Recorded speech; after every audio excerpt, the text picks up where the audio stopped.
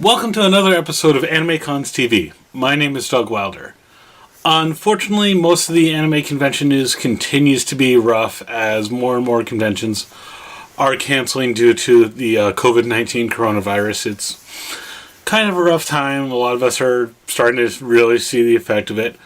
I do have some good news, though. I was able to sit down earlier today with the convention chair for Otakon, as well as the president of Otacorp, which is kind of the overall kind of corporate entity of Otakon, to talk about their decision and their need to cancel the event this year.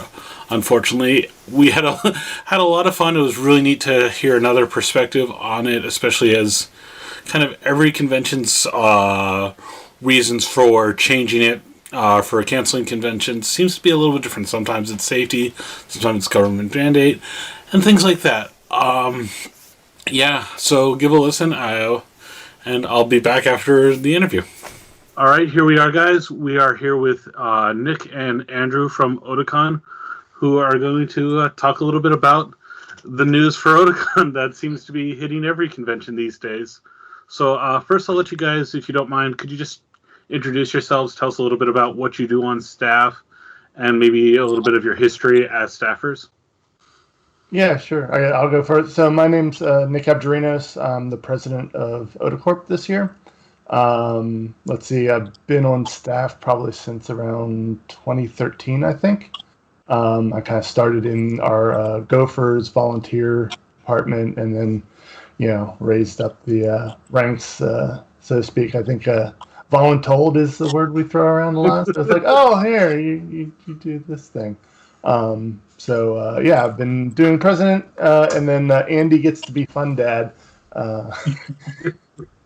Yeah. Go ahead, Andy. So I'm Andy Zerlot. I am the current convention chairman for Otakon 2020. I've been with Otakon. I've been staffing Otakon since late 2004.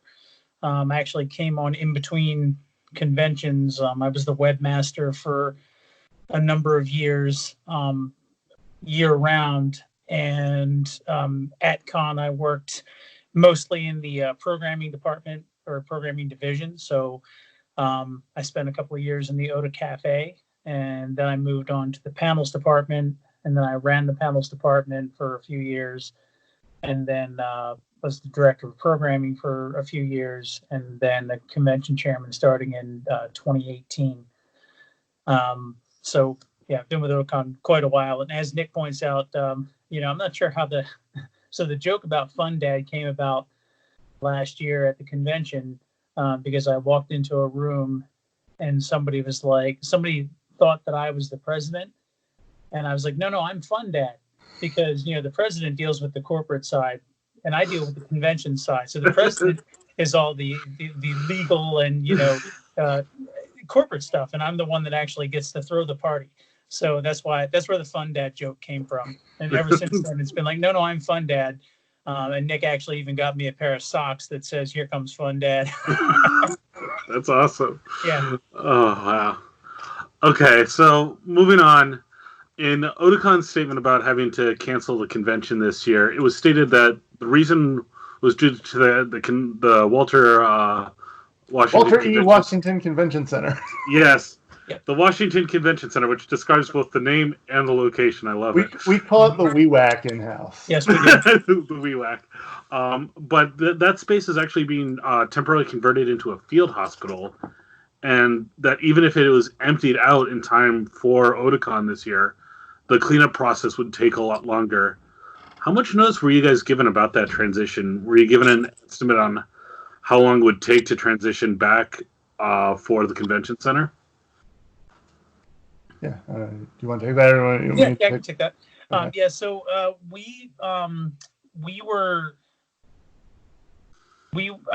We found out about it, I'm going to say about 2 weeks ago on a Friday.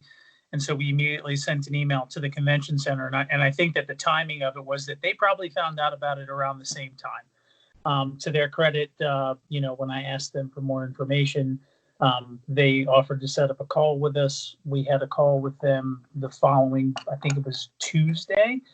And it was at that point, we already knew that the timing of the field hospital was going to be sort of tenuous for our event because the field hospital wasn't meant to be completed until May the 30th. So, we already were having questions about, well, how do we, field hospital issues aside, how do we hold a convention if the way that Maryland, DC, and Virginia, as they start to move towards their recovery phase from this thing, everyone's talking about it being a 6 or 8 week, phase if everything goes well. And at the end of that, we would be able to have large convention or large groups, but with social distancing in place. So we already had that question going, and we wanted to meet with them about that. But then on the call, they basically led with the fact that we did not know, which was that it would take 30 days when the care facility, the alternate care facility, as they call it, is done being used. They require 30 days for it to be mitigated and everything for everything to be cleaned. So even if they don't use it, and I believe that they were supposed to at least have it reserved until the beginning of July. So even if they never put a patient in the place, they still would have to close it down at the beginning of July and then spend 30 days cleaning it, which overlaps our weekend. So it was essentially, the facility was just not available to us. Yeah. But really, for the last 2 months or so, we've been in regular contact with Destination DC, with the convention center, and they've been providing us with regular updates. So we've tried our best on our website to keep people updated throughout the process. Anytime we got an update from any of the hotels or anything, we would post to there. So if you kind of looked on our website, we had kind of like a history of all the announcements and whatnot. But yeah, like Andy said, that last one on Friday was kind of the okay, well, this is this is the thing that we were hoping wasn't going to happen, because we've seen so many other convention centers. I think even the Baltimore Convention Center, they announced several weeks ago they were going to be used as a hospital as well. So we were hoping it wouldn't affect us, but it has. Yeah, a lot of being a convention planner is just sometimes having to tell the attendees or just the general public, once we have more information, you'll have more information, and having to ask people to just wait it out is sometimes hard to do, because you want to be able to tell them definitely too. And as we've seen, the situation keeps evolving and keeps changing, and it's still difficult to predict. Yeah, I mean, so one of the hardest parts for us too was kind of the main question everybody's asking is about our refund policies, and if even if the convention isn't canceled, if people didn't feel comfortable attending, and that's something that we certainly wanted to make sure was being taken care of. But I guess because of the way this is, the not fun dad side has to deal with the way our corporate bylaws and all work. All of a sudden, our bylaws have had requirements in there that for us to hold meetings to vote on things like changing our refund policy, we needed a quorum of 15 people physically in a room, and all of a sudden you couldn't do that anymore.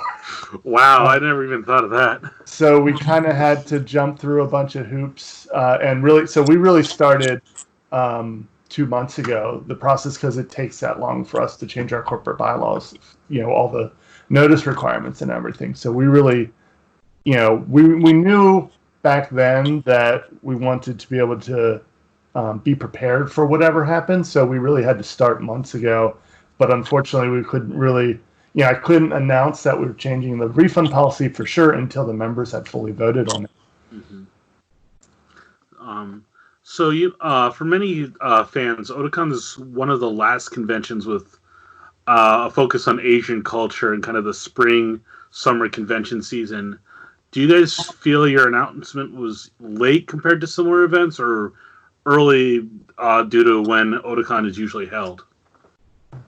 I know I was refreshing the AnimeCons page every day. They had the list of like where I'm like, okay, well, you know, there it looks like most of April is done, but people haven't announced. So I think we were kind of right in line with where things were at. I mean, we were still 100 days out, which so many things change day by day, really, even hour by hour. Because I know Andy and I, so many text messages Yep. in the last month, Yeah. back and forth. And it's like, oh, did you see this? Like every hour, things were Yep. changing. So it was really hard to, it's hard for people, from our member side, our attendees side, to plan for how, if they're going to attend, and it's hard for us to, really know. It's like, can we hold an event? And we're watching. I think that's the one thing. After the announcement has happened, I have stopped reloading the COVID pages every day, Yeah. or several times a day. It's like, okay, I can stop doing that now, because we at least now know for certain, and certainty, Yeah. is a big thing. Yeah, as Nick pointed out, it's, there's been so much discussion since February, when all of the news really started to break, and everything started to get serious. You know, the internal discussion that we kept having was, um, at what point is it appropriate or not appropriate to continue? So with regard to our announcement, I think that really, it's terrible that this had to happen. We're extremely disappointed about it. And I know that all of our members are as well. But it really did happen in the best way that it could, because, as we sort of, keep going towards the convention, our one of our guiding stars is, at what point, do we, if we have to cancel, can we do so that people have enough notice to change their plans, to get refunds on their flights and or their hotel rooms or whatever, to sort of, be able to reshuffle their lives for that weekend, not at the last minute, not have to incur penalties. And luckily slash unluckily, because the hospitality industry right now is in such disarray because of all of this, that's not really affecting our members, so I don't think that any of them will have a problem getting their getting their money back or anything like that. Okay. Do you guys have any plans, though, for having some sort of substitution, either having virtual events online, promoting artists or vendors that usually exhibit at the convention, or maybe working with any industry partners to coordinate some announcements? Yeah, we're looking at everything right now. We're as you know, we're all volunteers. We're fan run, so really, everything at Otakon, even in a normal year, everything at Otakon is there because somebody on our staff is passionate about bringing that to life. So we've got a lot of staff who've been very interested for several years now, in kind of growing an online presence and doing things there. So we have people looking and seeing, is that something we can realistically do? And we really want to help all the, the artists and the dealers who are, they haven't had they might go all year without a con, this year for the first time ever. And, they're really hurting, and we want to show them all the support we can get as well.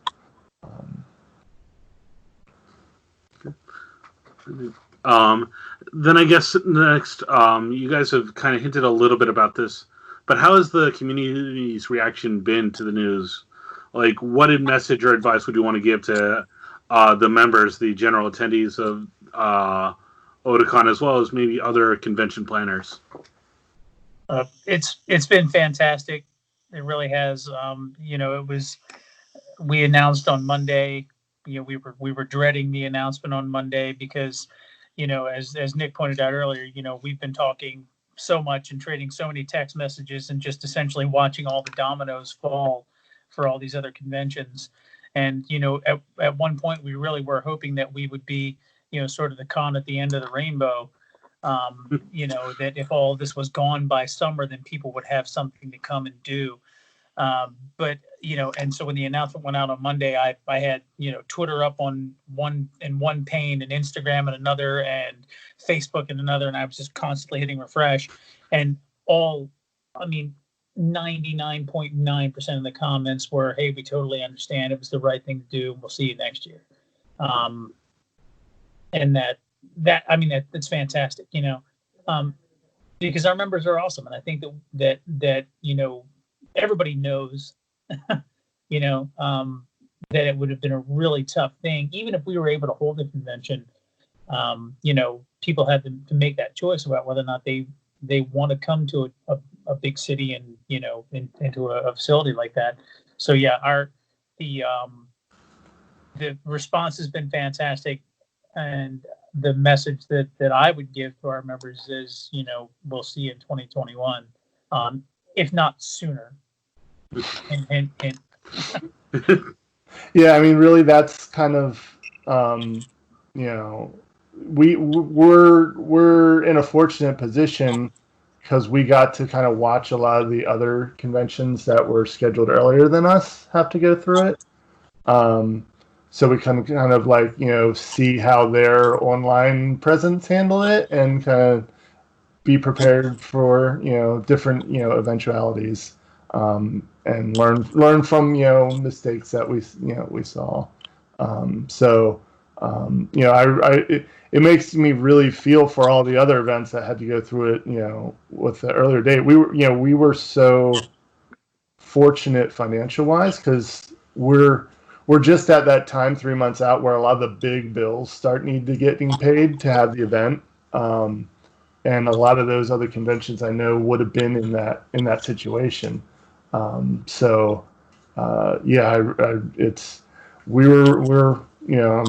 I'm thankful at least from that part, timing wise. Everything has fallen in line, so we're comfortable with that 2021 will happen, and we'll be back in the convention center, Experience, Destination DC. They're all they're all they want to make sure that we come back strong as well. You guys both alluded to this a little bit, that planning a convention is a lot of work, especially when things are kind of going crazy and you're refreshing tabs and trying to work from home while there's a pandemic going on. Yeah, I mean, I'm also on staff on Anime Boston, and I've had days in the past where I'm getting a phone call while I'm also getting a text and trying to respond to an email at the same time. But now that kind of the decision has been made for you, and things like that, a lot of con organizers say they rarely have time for anime, but both with social distancing and not having to worry about planning a convention for this year, have you guys had a chance to maybe watch some more anime or read some more manga? And if so, what are you guys going through? Well, I guess I hope to get to that because now that the announcement has gone out that maybe I'm a huge Digimon fan, so I did find time to at least watch the first 3 episodes of the new series, which I'm so of two minds about. But that's also is affected as well because now they're on hiatus or whatever, while the pandemic affects the whole world and that industry as well. So there's a lot of shows that are kind of on break for a time, which is frustrating. And that's where I think I have an advantage because I'm old school. I'm a giant robot guy, so I can always go back to my standards. I can always go back to Macross or Gundam, and oddly enough, and I can't really explain why this is. Actually, I can. I've seen all the Gundam. Let's put it that way. All the Gundam. Talking to the right audience here. Right. So, actually, I will say I've seen all the Gundam except for Gundam 00 because I just can't get into it. Mm-hmm. And when I tried to get into it, it was it immediately reminded me well, this is basically Gundam Wing for a new generation, And so oddly enough, I started rewatching Gundam Wing, and I can't explain why, because it's not that great.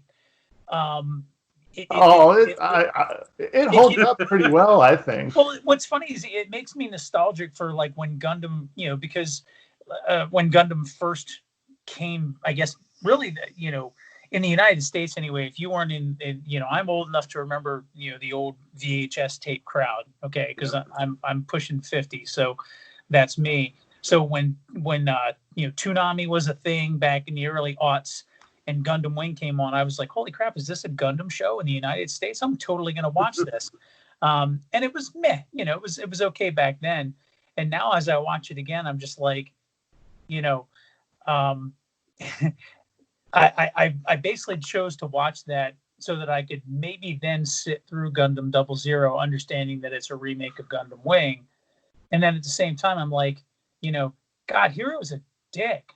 Like, I'm not sure if I'm allowed to say that on a podcast, but it's seriously, fine. it's like Hero's impotent rage. He spends the first half of I'm about 23 episodes in, and he's still in that "I'm going to kill you" to everybody he meets phase. And it's like, dude, you haven't killed anybody yet. You keep threatening to kill everyone, but you haven't killed a single person. It's just, and I forgot how many episodes there were. So I looked and I'm like, holy crap, there's like 49 episodes. I'm not sure if I can make it all the way through, but I'm going to try. It's funny you mention Gundam Wing, actually. Just kind of geek out to you guys in a positive way for a little bit. This would have been my 20th year going to Otakon. And my very first Otakon badge. The only year I went for one day, but I got a Gundam Wing badge because that was one of the years when you could still. Oh, I have that badge. I have that badge too. So my 2001. 2001, is it? I think 2001. Yep. Yeah, was it? There was a couple, but that was the first one that I had, and that's one of my favorite con badges. I still hold on to them, but that's one that it's like this was my first con. This was my first Otakon, and now like just to again echo a little bit of the support of it. I'm like, well, my 20th year will just be 2021 instead of 2020. So. And that's something I see online. So many people are like, I collect all the badges every year, and I've been going I have them all, and I don't want a gap in them. So I know that's something that we're talking about and seeing if there's something we can do for the members who so we are, I guess we didn't really talk about it, but as far as like the refund logistics are working, so anybody who did get registered for this year will automatically transition you for next year if you don't ask for a refund. And then I think we will look and see if we can kind of reopen registration as well, so people could lock in at this year's rate if they know they're going to make it next year. Because we're still working through all the budget and everything, and we always work so hard every year to keep our rates low or as low as possible, because we really pour everything back into the convention. And I guess from our side it's always entertaining because for the last 4 or 5 years we haven't raised rates really. No, we haven't. But every year you get people in line saying, "Oh my God, I can't believe you're raising your rates." So our announcements have to include, we haven't changed them. And that's a really, our budgets are so tight where we try really hard not to do that because, but we still want to make sure that we're bringing, we think we're bringing tremendous value with our membership for, a full weekend of things. But I think we do want to try and get that before we, get all the final numbers and see, going into 2021, we're going to try the same thing like we do every year and see if we can hold rates. But that's for the next board to work through. Right. Because I'm termed out. This is my last year president. Oh, so you guys have actually term limits?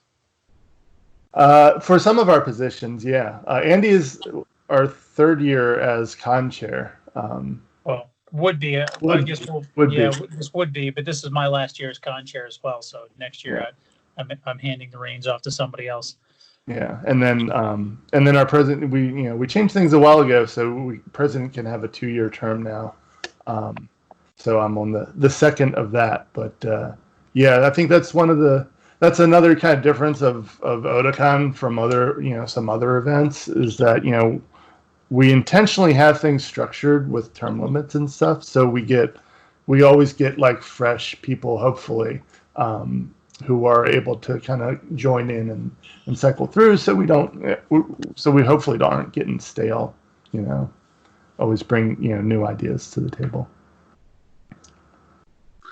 Okay. Well, I just want to say once again, thank you guys for taking the time to talk to us on the AnimeCons TV podcast. Do you guys have any final thoughts you want to share before we sign off? Yeah, who wants to go first? You can go. Yeah, I mean, really. We'll see how redundant we are. We'll see. Yeah. Well, I think we both really hope everybody's just staying safe out there. I tend to be the optimist, and I'm like, okay, we'll get through this, and we'll be back in 2021, and stronger than ever. But reality is that things will likely change as far as hand sanitizers everywhere and how we do distancing and whatnot. We'll have to wait and see how that is. But I try and keep an optimistic attitude. I'm hoping everybody stays safe, and we get through this as quickly as possible. Yeah, I agree. Everybody's stay safe, take care of yourselves, take care of your families, and I want to I do want to give a huge thank you to Events DC, Destination DC, Experian, Hargrove, DSL, the Collins Agency, Mike Leah from Umbrella Technical, all of the people that all of our major vendors that we deal with that have gone on this journey with us because they had no choice, just like we did. But everyone's done a really great job, and everyone's been like I said, the whole industry is in turmoil right now. So I really hope that things turn around so that those people can get back to work, because as Nick pointed out, we're volunteers, so we all have jobs, and hopefully that will come around, so that we don't see the entire convention industry fall apart.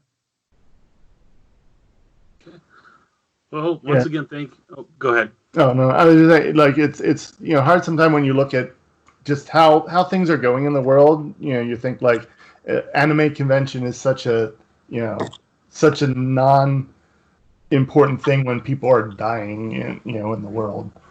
Not to turn it dark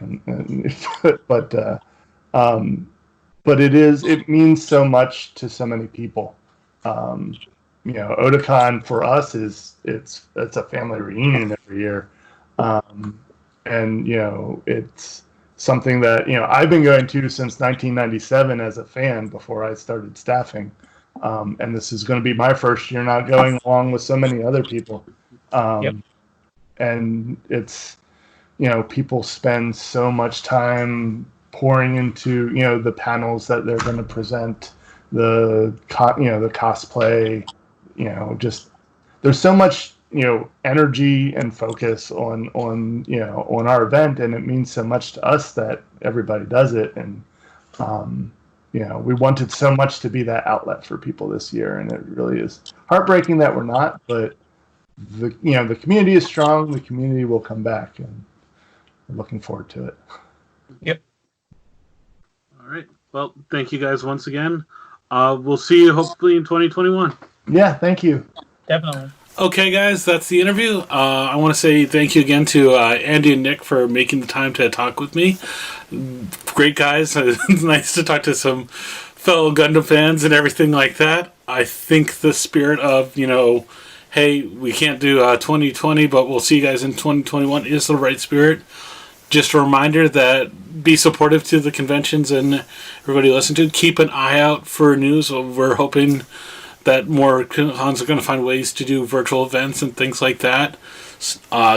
Take care of yourselves and each other. And if you have any comments, questions, or anything, don't forget to either comment on our YouTube channel right here. You can always send us an email at podcast@animecons.tv. And you can also find us on Facebook, on Twitter, on Tumblr, on Instagram. Let us know what you guys are thinking. Let us know how you're doing with basically the year without an anime convention it's starting to become. And keep us posted. We want to hear from you guys. We really want to know how fellow convention fans are doing with this right now. Stay safe, stay strong. Doug Wilder, and we'll see you guys again soon.